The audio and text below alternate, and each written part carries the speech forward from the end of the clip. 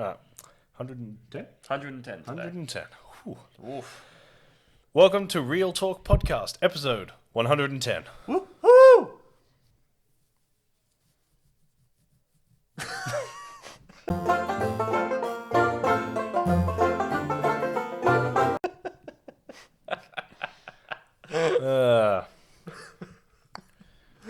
Right. Back-to-back lockdown podcast. We're going to be doing this for a while. It looks like we'll be doing this for a while. Woo. Woohoo. Yeah, no, it's all going all right. We have had some stuff come out. Black Widow came out. We were very skeptical about paying $35 roonies for a Marvel movie when it would only cost us like $15 for a movie ticket. Yeah. But we split it between three of us. We watched it anyway. It was pretty good. What else? We've played a bit of Walking Dead VR. We have. Which is good. We'll get to that shortly. Yep. D&D, the video game. We did promise last week that we were going to buy it and play it, and now we have. Yep. There's a few... Yeah, I think that's pretty much it. There's nothing really major has happened. Not really.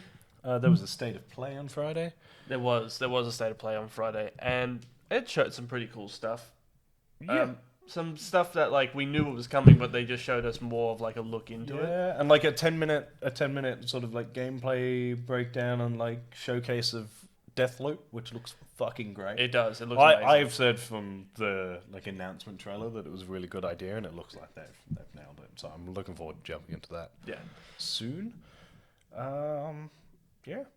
We'll start with Black Widow. Let's start with Black Widow. Before we get into like the ins and outs of it, and we'll try not to spoil it because like it's out, and most people don't want to pay $35 for it. Yeah, so 100%. they'll probably wait till October when it comes out. Then. Yeah. Overall. Look, overall, I thought it was. Well, overall, out of 10. Out of 10, I'd give it. I've already had this question from Oscar Fat. So, From Oscar so I've already rated it. I'd probably give it a. I'd give it a pass. I'd give it like 6 spiders. Six spiders out of a nest. Out of a nest. Like give it 6 spiders out of a nest. Yeah, I gave it a 6.5 and a 7. 6.5? 6.5 to 7 out of 10. I mean, like it was. See, this is the thing, right? This is what I was talking about this to Oscar and sort of to Chatty and stuff this morning. It's not a bad movie by any stretch of the imagination. In fact, as an espionage spy superhero sort movie. of thriller movie goes, it was actually really, really good. Yeah. Like it very much follows that sort of James Bondy sort of, Yeah. you know, the bad guy's this nefarious guy in a secret hideout and all this shit. And it was like, you know, cool. As a Marvel movie, it felt a bit weak. It felt a bit weak. They've done such a good job of coming up with stories and characters that you care about that don't feel like, you know, and sometimes, you know, it felt like Red Guardian occasionally felt a bit forced. A little bit. Especially early on when he's sort of like, yeah. you see him and then towards the end, I even go as far as to say severely underused. Yeah. Like he was there as more comic relief than like Russia's answer to Captain America, which is what he's supposed to be. Well, yeah, that's like, and you do see from like the Red Guardian, and I do like that they even keep like his comic book name. It's what is it, Yitzi? Oh, yeah, it's like Yitzi or something like that. But he is very much like the answer to America, like to Captain America. But like even he comes out and he just says the Red Guardian is triumphant. Like he loves being the Red Guardian, and he uses it as kind of like like a way to get famous. Yeah, and like they do touch on it a little bit, but he is supposed to be the exact opposite of Captain America, technically. But yeah, like I don't know. From a standpoint, he's supposed to be like a douche. He's supposed to be a selfish dick, and he kind of is, but he's also kind of not. Well, it's a bit like it. He kind of gets like his learning arc, but it feels like to me it felt like a little bit forced, a little bit. It felt rushed. It felt like he's like I'm a dick, I'm sorry. Yeah, pretty much. And you were like, okay. Yeah. Like chances are, given what we've seen, he's probably gonna show up in some capacity with Miss Hydra's. I'm gonna go with Nega Avengers. Yeah. That's probably a slip of the tongue away from being a hate crime, isn't it? The anti-Avengers. Let's go anti-Avengers. The anti-Avengers. So he's probably going to show up in that in some capacity, but like U.S. agent is their Captain America. Does that make sense? So, it'll be weird sort of seeing that come through. Yeah. But overall, it was... Look, there was some... Honestly, what I think the problem with Black Widow really is that it's too late. Yeah. I said when they announced it that having the Black Widow movie after her death in the films is a waste. It is, because we got this cool sort of Black Widow movie, and then you get to the end of it and it sort of like leans into like, oh, this is the start of Infinity War. Like she has her Infinity War haircut and like she's off to do Infinity War things, and you're like, cool. But it doesn't mean anything. Yeah. In fact, it sort of feels like I don't like. When you go back and you watch Revenge of the Sith? Yeah. And then, like, you have this really cool ending where he, like, turns into Darth Vader and stuff. Yeah. And then they really rush to set everyone up for A New Hope. Yeah.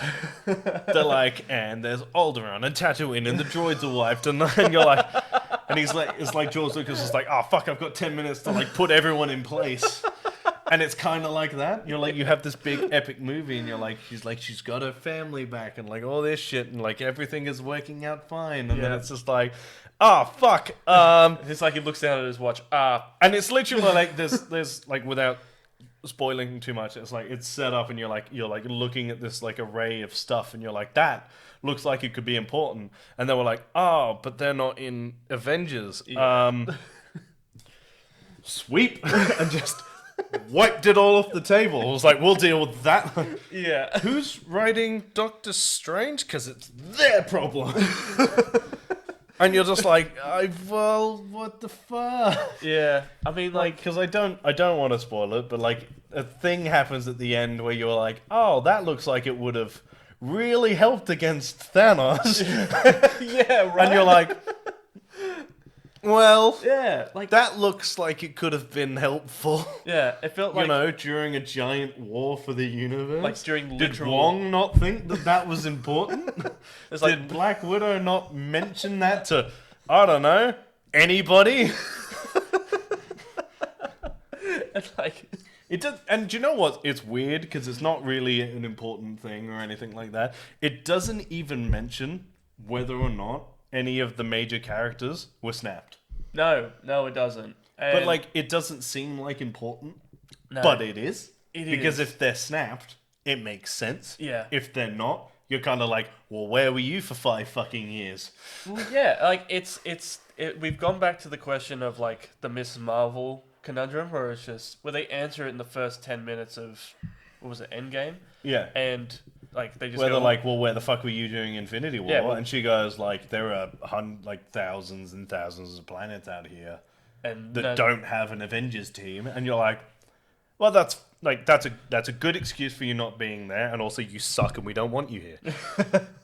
So but like, cool. You can bugger off, and we'll have the characters we like, and you having a good excuse for buggering off, so we can have the characters we like. But now, like, this movie has kind of reopened that question, where it's just like, well, yeah, you're just stuck with... why aren't they there? Well, I think the main issue with it is that they do really well to build a relationship between certain characters. Mm-hmm. This is how vague as I can be whilst getting my point across. Right. Certain characters.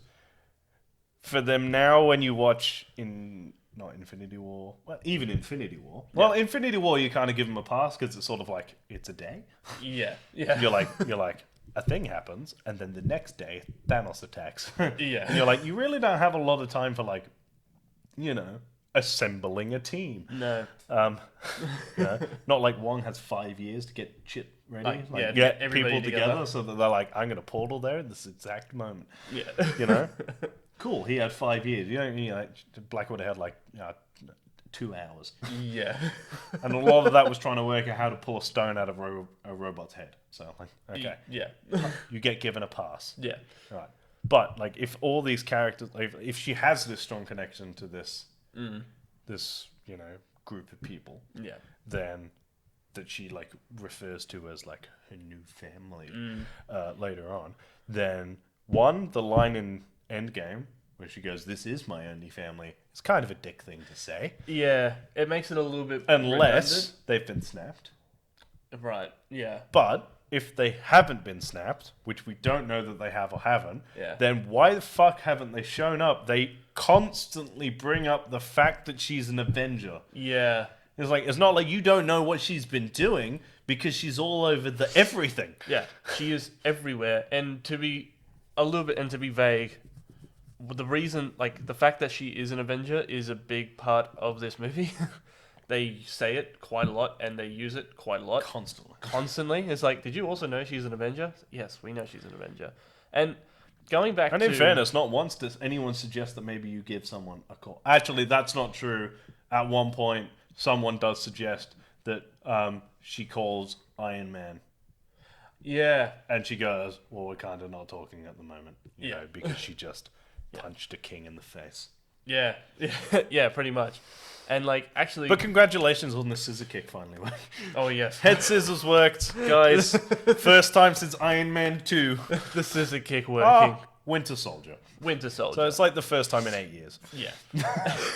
Oh, shit. Good job. Good job. Well done. And, like, that was another reason why we were both kind of skeptical with this movie, is that when you think about it, she's just a guy. She is...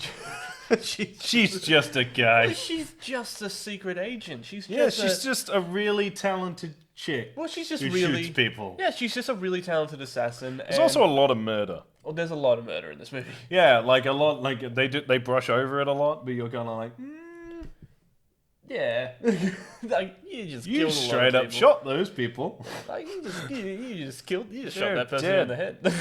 It's like there's a few. but then that kind of that suits her. Murder is okay in this movie. In fairness, murder happens a lot throughout the MCU, and Yeah. it just sort of gets like ignored. Brushed over. Like the fact that Killmonger just shoots Every Clawed in the face. Yeah. And you're like, oh, that guy's like a major comic book villain, and he just got murdered by, Killmonger. Yeah. It seems like a waste Yeah. to just have him shoot a guy in the face. Yeah. Um, I mean, like, but it's a spy movie. People get shot, and stabbed, and hung, and fucking electrocuted, and all sorts. but that's it, isn't it? Like, this is a spy movie, and we were kind of being like, when they announced it, one, we were excited because it's a Marvel movie. We're Marvel fans, if you haven't guessed yet. It's good. It's good. It was good to have a Marvel movie and to know that there was an end credit scene, and the end credit scene was good. It was good. And It was very good. but like we were just kind of skeptical to see like how a standalone movie about probably the weakest Avenger. Well, it's not even that, is it? It's Even like it's like a Hawkeye. Like the Hawkeye TV show makes sense, right? right. Because it's like, oh, we're doing Hawkeye, and you're like, yeah, cool. It'd be cool to see what happens to Hawkeye after Endgame, because like he's a hero. We've been around for a while. He's got a character. Like he's got a family. He's got all this stuff, and he clearly wants to hang up the bow and like settle down and just have his family life now. Yeah, cool. I can tell you exactly what Black Widow is doing after Endgame. Nothing. She's dead. She's dead. She went splat. That's it. There was nothing for her. Right? There was no way to bring her back. They make a very big point about that. And so now you're left with like a movie that really should have come out. In fact, you know what? It should have come out in between Infinity War and Endgame. It should have, but you know what? Like, Oh why? no, there wasn't even a pandemic when during that time. No, it was just not announced until after Endgame. No, it wasn't. And it would have been a really good time to introduce that person. I'm not going to spoil anything, but to introduce that person at the in the end credit scene as well, to kind of be like, "Whoa, who's that?" So hear me out, right? So, because there was no end credit scene in Endgame. No. Right. Perfectly okay with that. Yeah. Right. But if you moved the end credit scenes around a touch, because what was the end credit scene for Spider-Man Far From Home? From Spider-Man Far From Home. It was J. Jonah Jameson, right? No, that was the end of the movie. That was the end of the movie. I can't remember what the end credit scene for Far From Home was. I think it was... You know what it was? It had some... I think it was... Was it another... Spider-Verse? I think it was I think it was like a sneak peek for Spider-Verse. Because Yeah, Spider-Verse came out. It probably was, yeah. Yeah. Was that Homecoming? I think that was Homecoming. Homecoming? No, because Homecoming was... No, Homecoming was the first movie. was Steve, yeah. Yeah. No, so yeah, anyway, it was a non-important one. Yeah. So if you shifted if this had come out in between, Yeah. right, then you have that end credit scene be whatever. Yeah. You set up end game. It doesn't matter. Oh. Right. Because then I liked that end game didn't have an end credit scene. I don't think it needs one. No. But then you have the end credit scene for Black Widow be the end credit scene for Spider-Man Far From Home. Yeah. Because without like trying not to spoil anything, the end credit scene, which is obviously setting up a further like Marvel movie, comes after Endgame. Yeah. So Yeah. you've gone, forward, just after Civil War, Yeah. Endgame. But you know what I think, and it just kind of occurred to me, is that the end credits scene for this movie, it really does feel like that it was an add-on because they realized that this movie is a little out of place, because throughout the entire movie, there are moments in the film where you think to yourself, like if you haven't seen Endgame, like, I don't know why, but Then you've come to the wrong you place. know what happens. You know what happens to Natasha. You know that she does not make it through that encounter. She dies. And there are moments in this movie where it looks like it's like, oh, is she going to die? No, she survives. I was thinking that while watching it because this is the downside to prequels. Yeah. Right. It's a problem all prequels have. It's nothing you can really do about it. Yeah. There is always, because in order to make action scenes or like drama or anything compelling, there needs to be some sort of danger Yeah. to characters. Yeah. So there are a bunch of moments where you're like, oh, she's gonna die. Oh, we know she's fine. No, she's fine. She's fine. Like, there's a few moments because obviously, like, Taskmaster is in it, and that decision was a good decision. Yeah. What they do with Taskmaster is, it's pays gonna off. upset some people. I liked it. I liked it Anyway. too. I saw it coming though. So did I. As soon as they started mentioning it, I was like, oh, that makes sense. I mean, like, I saw it coming. I'm like, I know they made it out to be like a really big rug pull, and like, Literally the second time they mentioned the character it is, I was like, oh, it's Taskmaster. yeah. Yeah. Like, You thought you were clever. at first, like you see it in the trailer, so it's not a spoiler. But in the movie, like when they introduce Taskmaster, they take in like this thumb drive and they just put it in the back of Taskmaster's head. And at that first glance, I look over you, I'm like, did they just turn Taskmaster into an android, into a battle android? So like, Watch the movie to find out if they actually did. yeah. They would fucking riot if they had. Yeah. Because we both, like, the first time you see it, it's like maybe 20 minutes into the film, and they're like, this, and you're like, I really hope they haven't done that, and it's just, like, really badly shot. Yeah. But yeah, so Taskmaster is just great. But, like, there's a few times where she's like, you're like, oh, Black Widow has to fight Taskmaster, and you're like, oh, but she definitely doesn't die. Because I know how she dies. It's gravity. Natasha is killed by gravity. Yeah. She's killed by gravity. Yeah, pretty much. Yeah. Yeah. Sorry. But besides that, the movie But all in isn't all, it was good. was It's good. first half hour is just dull. Yeah. Yeah. Like we didn't say anything, but like And a that, questionable... that first half hour, especially like the original 10, sort of 15 minutes, I was like, this feels like it needs to be later in the film. Yeah. Or it goes for a really long time. Yeah. And you're just like sat there and I was like, there was a bit before they sort of start doing the main thing where I was like, Ah, Yeah. I mean, like, I think this is shit. and even like the opening credits, and like there is a questionable use of a certain song in a certain way that kind of made me go like, Oh, the opening credits. Yeah. I wasn't a huge fan of the song that No, they because used. I was It like, didn't oh, feel this right. doesn't. This just sounds eerie. That's not what this song's about. No, like you can't just make it.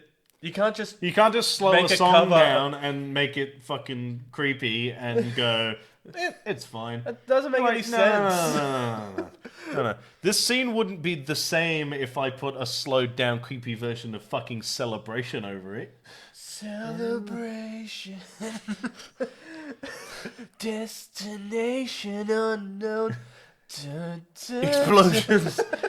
Dying kids. It's just like, what are you doing? Party rock anthem, but really slow. You can't just take a song, make it gothic and creepy, and make that. It's like you gotta. It just okay. For people who are watching, for people who haven't seen the movie yet, we highly recommend that you watch it so that you understand what we're talking about. And please leave a comment and just tell us what you think about it because. Oh, having said that, apparently it did just break the domestic box office record since the opening of COVID. Really? Yeah. Wow, people were really interested in People this movie. wanted a new Marvel movie. People wanted this movie. So It made $215+ million in its opening weekend. well done. 60 million plus from Disney Plus. Well done. Yeah. Well done. Look, fair enough. It's a Marvel movie. It's It a was Marvel- never not gonna. It was never gonna flop. I mean, there would have been enough people like that. Like there have been like 4 or 5 movies released to Disney Plus. This is the only one I've paid for. Yeah, 100%. Like there are movies that were released to Disney Plus, like Premiere Access, that are now free that I haven't watched. yeah. Like, I've looked at them and gone, no, I just don't care enough. I'm not gonna lie. Yeah. I mean, I looks like we might be locked in our house for 2 weeks, so I might watch Mulan, Yeah. which came out like December for free, and I just went, Nah. oh well, does it have Eddie Murphy in it? No. What's Oh, the well, point? you can keep it then. I'll just watch the Dave Chappelle show for the 12th time. Like, fuck you. Yeah, what we could do, we can watch you can watch the new one, and I'll watch the old one, and we'll take notes, and yours can just be like. I can already see yours now. It's just like, has this. Mine just in big, bold writing. Eddie Murphy. Eddie Murphy is a sassy dragon. Anyway, D&D, Yes. the game. Yes. A lot of people didn't like it, or aren't liking it. I'm enjoying it. I'm enjoying it too. I think that... Okay, so here's the thing with it, is you can play it single player, you can play it multiplayer. You can. You definitely should Yeah. play multiplayer. Yes. You can play it on like the easiest difficulty with relative ease. Yeah. Like didn't die once. Yeah. Bumped it up to the second one because each mission is set out like I think it's 10 stages. Yeah. And they're like different combat power levels for your character. Yeah. The higher the level, the better the loot. It's one of those. Yeah. Which is fine, and it's like really fun. Like combat wise, there's enough change to it that it's fun, but it's not so complicated that it's nigh on impossible to play. Yeah. The issue with it being mostly that if you do the like anything above level 1, even Yeah. if you have the correct power level, Yeah. you'll get smoked. Yeah. Like absolutely smoked. Yeah. Like it was a challenge for us, and we did it with 2 of us. Yeah. If I tried it with 1 person and I got annoyed enough that I quit. Yeah. I was like, fuck this shit. I'm Well- just gonna wait for Jared.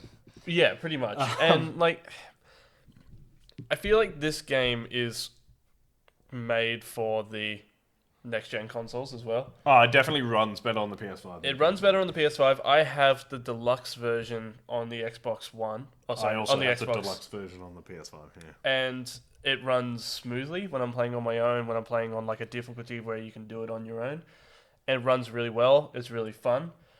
There are some bits of combat that are kind of janky, like the lock on. Oh, like the lock on is a bit Well, shit. the lock on is It's almost like it's just gone out of beta, and so they've kind of put it out to the public to see if it's working or not. Yeah.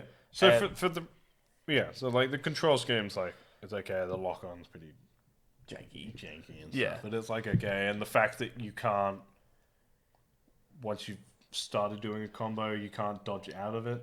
I Yeah. find a bit weird for a game that relies a lot on blocking and dodging. Yeah. So the story behind like what happened was they announced it with crossplay. Yes.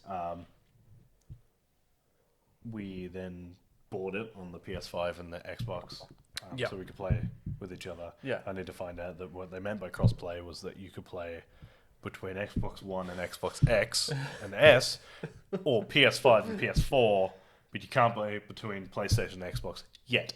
It is Yes. coming allegedly. Yes. So when it does, I feel like that'll hold up better than it did. So Yeah. what we did was we got it again for like the cheaper version, Yeah. not the deluxe edition on the PS4. Yep. Only to discover that, well, one, you had to download the PS4 version onto your PS5 because they use a different version for some fucking reason.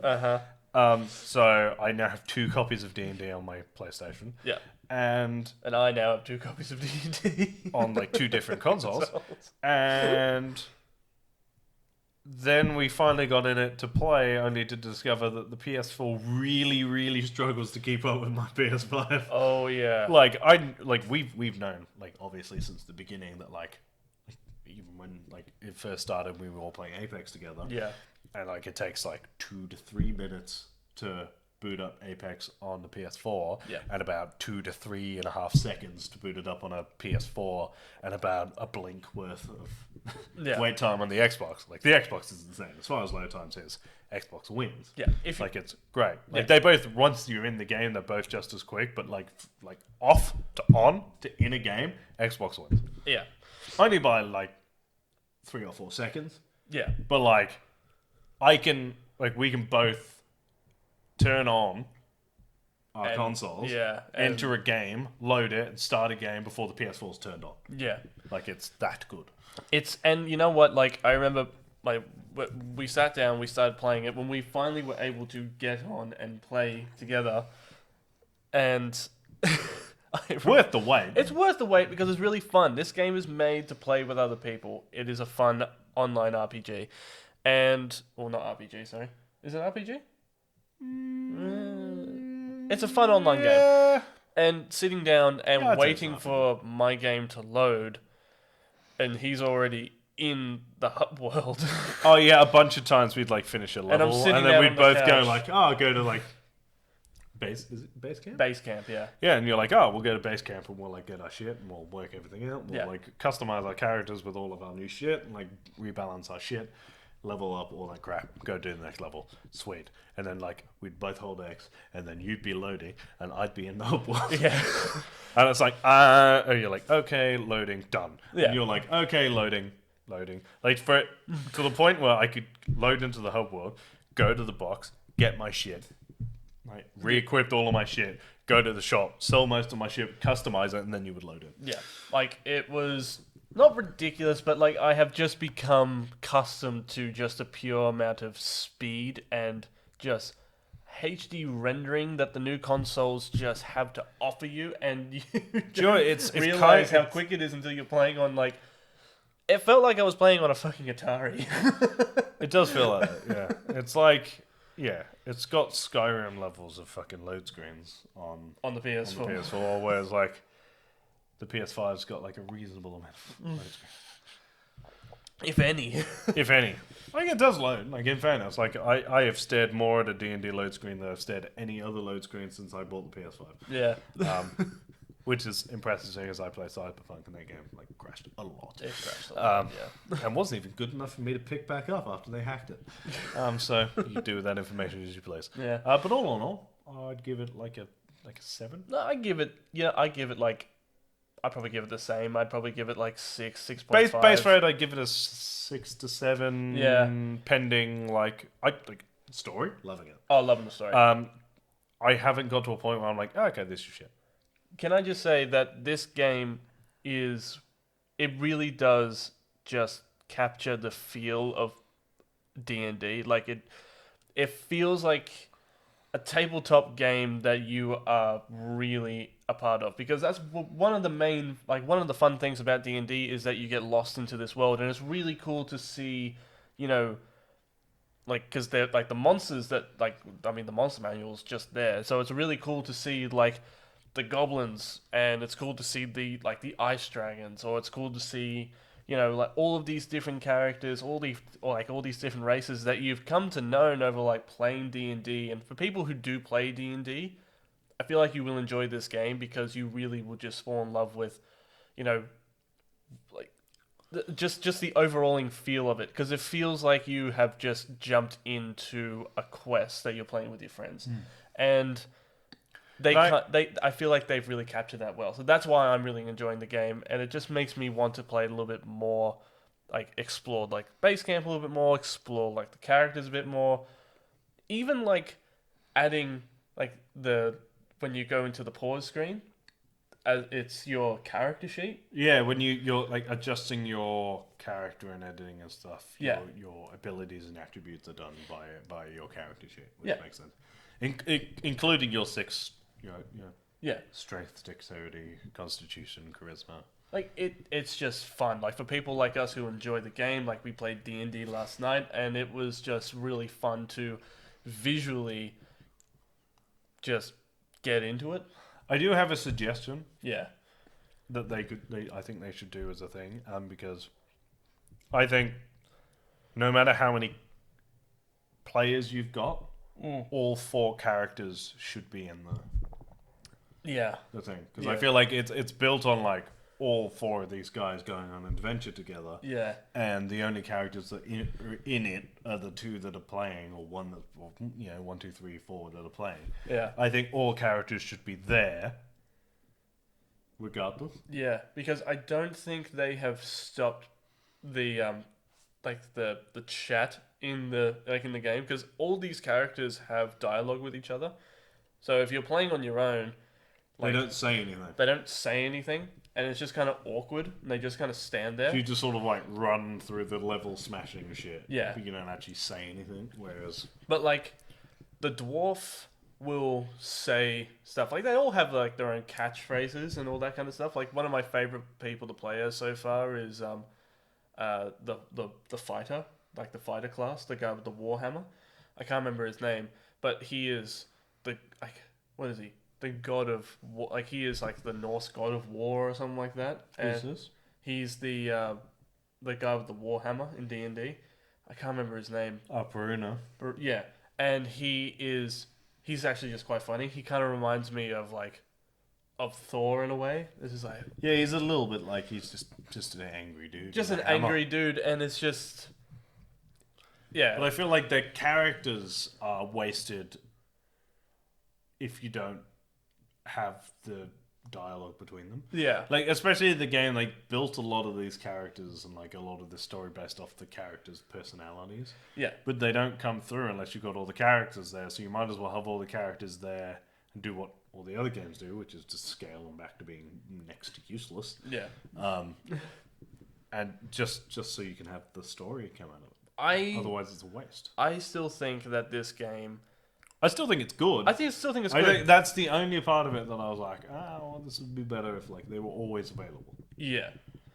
Like I think you should get the option to switch between characters. Like, a bit more. Like when you go to the levels, because like when you boot up the game, you have to select a character and then you can go through and you can do it all. Yeah. You basically have to play the whole game as one character. And then do it again. Whereas I feel like you should... I think they should balance the loot across. Oh, yeah. Yeah, I know what Do you you know mean. what I mean? Like the loot you collect should be for all of your characters. Like Yeah. randomize it if you have to. Yeah. Right. And then when you go, like it's your player level, not your character level. Yeah. So that like, you upgrade whatever your stats are on each one Yeah. to whatever you want it to be, and then you get to. Yeah. Like you just divvy out the... Because then when you start a mission, it should come up with a character select screen. Yeah, 100%. Because It's like... otherwise, what happens is like we played as I played as Caddybury, the archer, Yeah, like chick, and you played as. the dwarf king. D. His name starts with a D. I was about to say Dorian. No, I'm pretty sure it's another B, isn't it? Yeah, I can't remember his name. Though. Anyway, you played as the dwarf. Yeah. So we played for like an hour or 4. Yeah. And Played so for a long we time. got to like level 6 or 7 with that character. So now, if we want to play the other one, we got to start at like square 1 Yeah. again. So you're kind of like, well, if we wanted to mix it up, Yeah. we can't. We can't. Or we could, but you'd have to start again. It's all bullshit. Yeah, it's a bit of a shame. I feel like there are things that Yeah, They there's kind of a mix. few like quality of life things that are a bit like yeah leave a little bit to be desired, but all in all, they're pretty good. yeah. Right. Having said that, you Walking Dead VR. Walking Dead VR. It's been out for a while, in Yeah. fairness, but we've had a lot of time at home, We have so we've really delved into just dived into fucking VR because we're nerds. the- It's mildly unnerving to play. I'm not gonna lie. Look, it's really fun and it's actually really responsive to what you can do with the weapons you get and how you use them Sorry, and like I just remember what I did to that woman. and like it. Oh yeah, but like She got it's sassy with me. it's fun, but also it's also really scary too because I like being scared, but I also don't like being alone. But when you're in VR, you're so immersed and You feel alone. you feel alone. Like there is a level, like the first level, you go to you go to this woman. She asks you to go and retrieve her husband's ring because he's been turned and she doesn't want to go and kill him herself. So you say, "I'll go get the ring." You go to this mansion, like this dilapidated blue mansion, and the entire thing is open to explore, but it's creepy. It's like when you go into a haunted house. Like it felt like going into a haunted house. I felt like I was in there, and I didn't want to go into the next room. I didn't want to turn on my light. Like you hear rustling, like if you play with the headphones on, you can hear rustling behind you. So like it got to a point where I was even like I took out the flashlight, and my hand started shaking with the flashlight. And like you put it on, and like, but then you kind of got to like snap yourself out of it because you realize that, all right, this isn't real. And then you just take out your shiv and you just go ham on these zombies. Yeah. But like it is actually really cool that a game can transport you to like this post-apocalyptic place in New Orleans and feel like crap. I really have to be quiet. Yeah, 100%. I think that game is built for VR. Oh, it's 100% built for VR. And I think that we like a game like that. It's like so the two main ones we go through are like that one and Swordsman. We play a lot of Swordsman. Play a lot of Swordsman. Because it's fun. Yeah. So we play like it's games like that make me stand here and go, fuck, I wish there was multiplayer in VR. Right? Because there's a lot of stuff like something about the idea of like even like against each other or like standing next to like your mate in a virtual world and like having a sword fight in a gladiator arena. Yeah. Like against each other or against like a wave of enemies. Or, it's like there's like, oh, you have to fight these 6 guys. Yeah. That shit's cool. Yeah. Or like,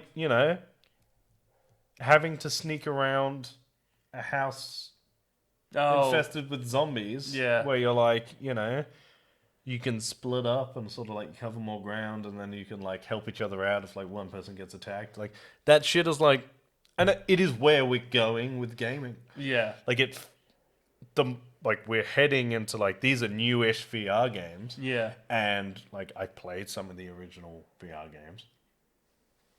Yeah. Some of them are ropey.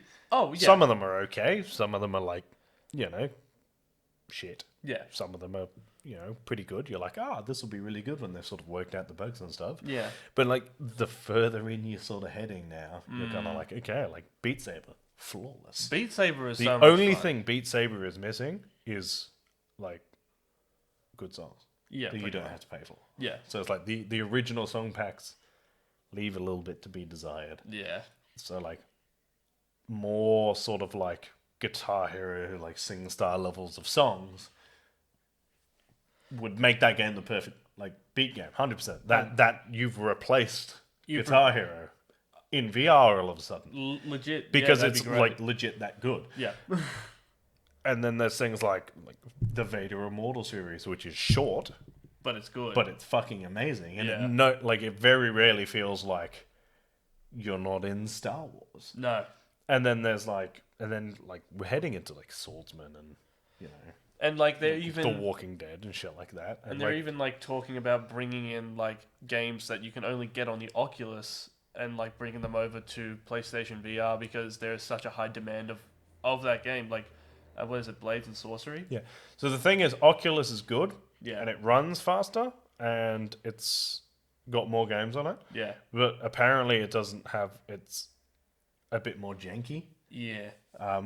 So as far as functionality, the PSVR is the better one, but it's got the least amount of games. So they're porting a lot of stuff over there. Yeah. Which is good. So, and with PSVR, I assume it's going to be PSVR 2? Yeah. I can't see them, like, leaving that sort of thing I feel like they behind. might go for, like, a bit of a cryptic name or even, like, straight out the gate. It's just, like, PSVR point 1 or point 2 or something like that. Or VR2U or... Yeah. PlayStation Worlds. PlayStation Worlds. Oasis. The Oasis. The Oasis. Well, if they Every time you boot it up, it's like, welcome to the Oasis. well, maybe. Could you imagine the next time they do a VR thing? Every single time you put on a VR headset, it does like when you know that movie, the movie game, Video Game Player One or some shit. When he puts Ready it on, Player One? Ready Player One, Video Game Player One.